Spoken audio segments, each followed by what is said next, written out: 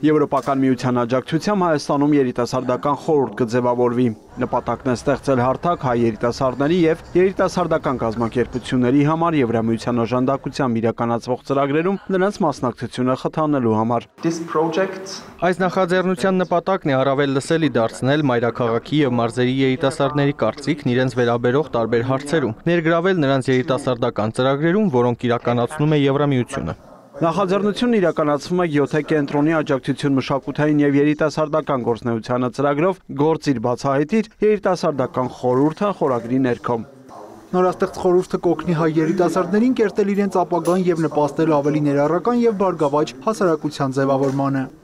Խորհուրդը ոչ միայն միավորելու է ակտիվ երիտասարդներին, այլև հնարավորություն է տալու նրանց ներկայացնելու եւ կյանքի կոչելու միասնական գաղափարներ եւ ծրագրեր։ Եվրոպական միությունը իրենց ծրագրերը Հայաստանում իրականացնելիս հաշվի են առնում երիտասարդների ձայնը լսելի են դարձնում։ Եվրոպական երկրները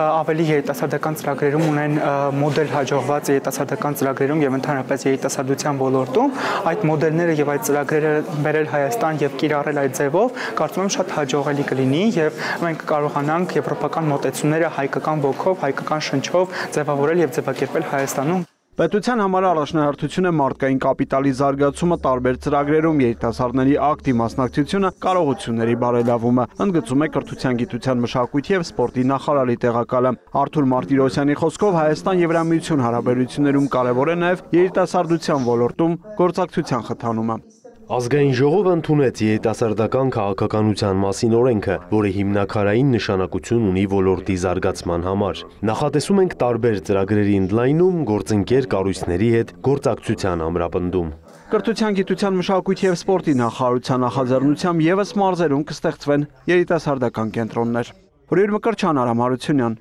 լուրեր։